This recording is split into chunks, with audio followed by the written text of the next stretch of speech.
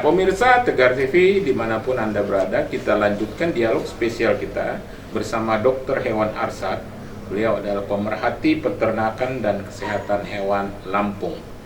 Pak Dr. Hewan Arsyad, ini kan menarik apa yang Pak Dr. Hewan Arsyad katakan tadi soal PMK ini loh, bahwa tahun 1886 ya, dan selesai pada hampir 100 tahun.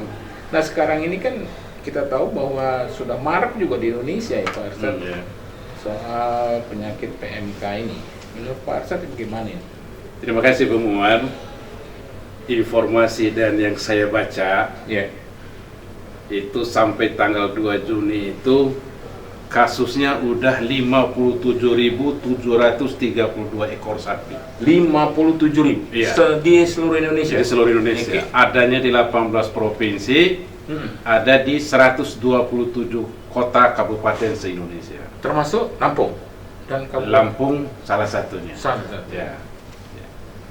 Yang tapi ini yang supaya sedikit ini ya, gambaran sedikit ya.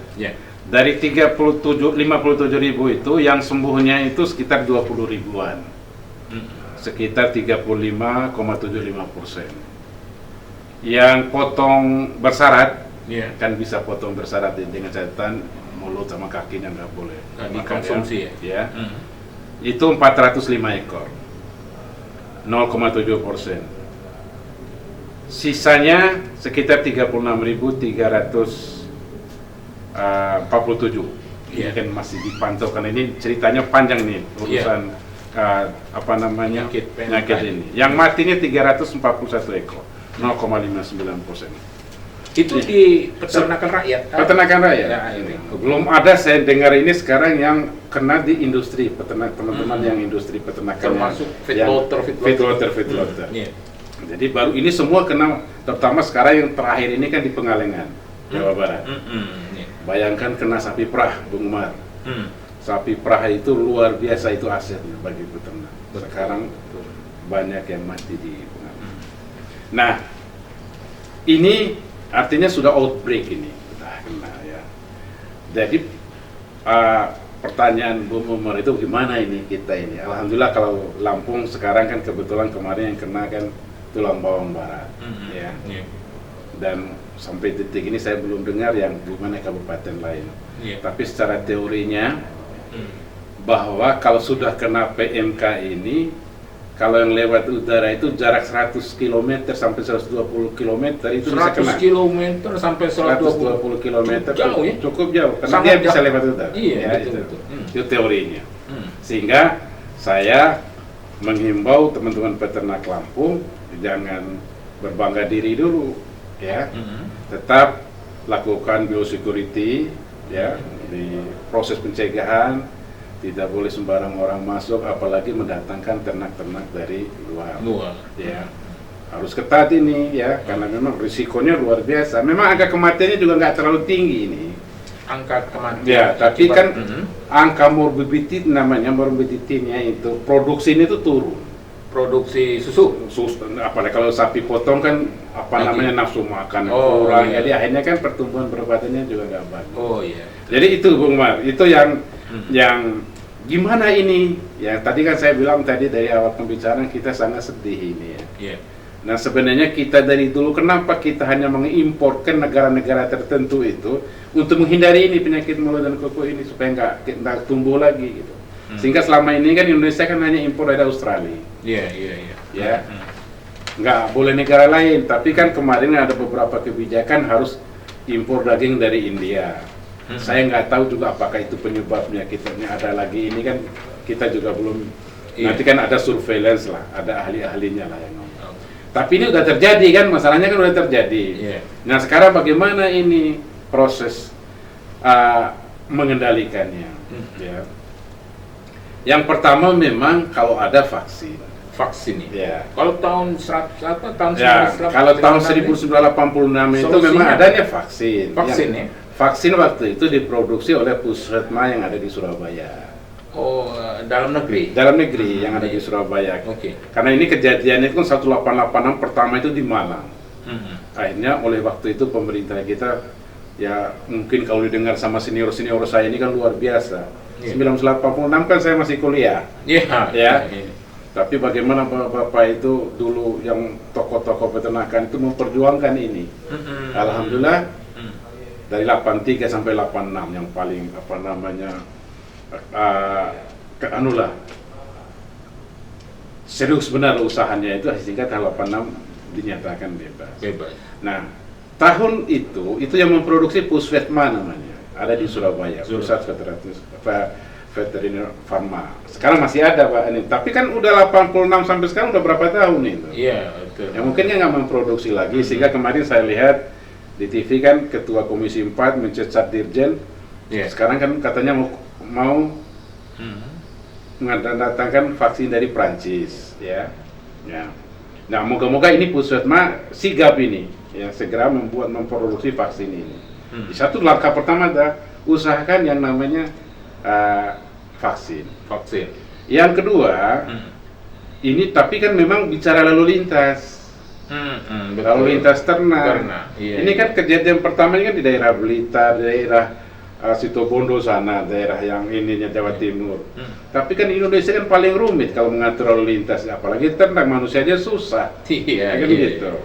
Sehingga tahu-tahu sekarang udah ada di Aceh, udah ada di Lampung, di Riau, semua udah ada, NTB segala macam sudah ada.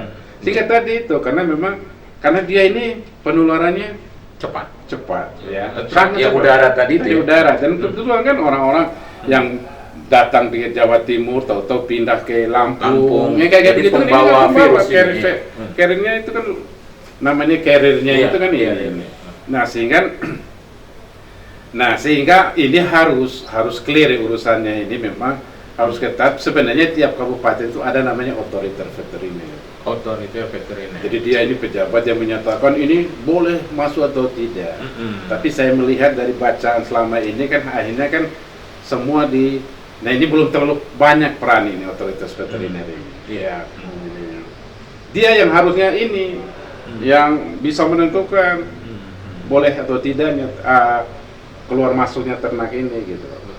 Kalau seandainya dibiarkan, ini belum apa-apa, akhirnya boleh lewat, boleh ini. Nah, ini saya terus terang ya harusnya ini ketat karena kalau udah tersebar semua, betul. lama kan menyemutnya.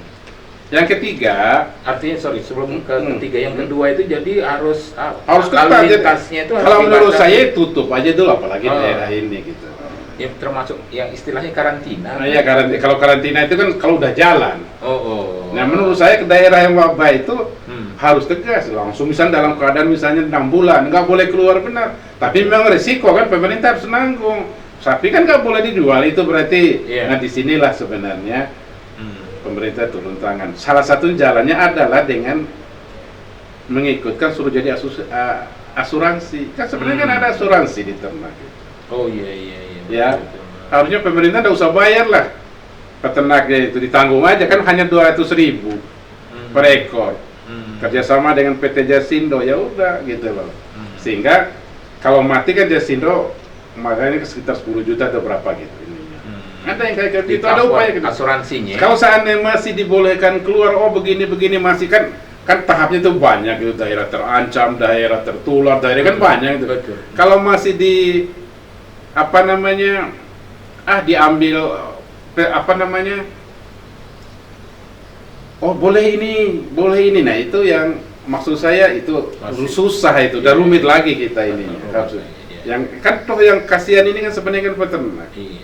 Jadi maksud Pak Dr. Hewan Arsat ini harus tegas otoritas veteriner itu gitu loh. Untuk men-stop lalu lintas. Dia kan dengan berdasarkan analisa dia hasil surveillance. Kan sekarang kan di peternakan sebenarnya kan udah maju itu. Ada namanya ISIGNAS. ISIGNAS itu diabetik dia tahu itu. Ini penyakit ini tahu semua gitu. Sehingga misalnya dari hasil analisa teknis ini otoritas veteriner itu mengambil kebijakan. Tidak boleh. Apalagi kan Pak Presiden udah memerintahkan kepolisian kan. Udah minta sama polisi nggak boleh masuk ini, nggak boleh dari ini.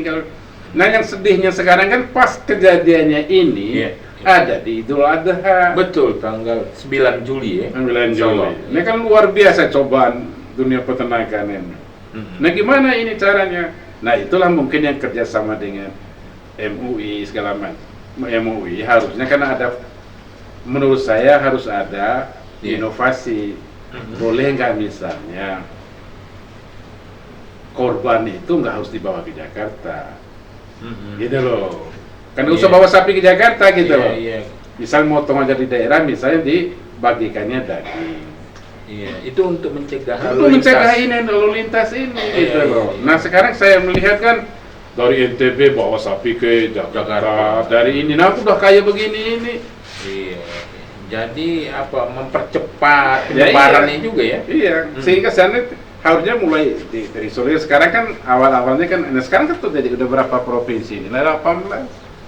Kalau Jakarta kan memang kayak ini lah. Dan kalau tidak ada pencegahan, karantina dan sebagainya, itu bisa penyebarannya semakin besar lagi. Semakin besar. Tapi yang terus saja Bung Umar, yang saya kan kalau udah kebijakan-kebijakan yang seperti ini yang kena itu kan bukan pemerintah, rakyat peternak itu.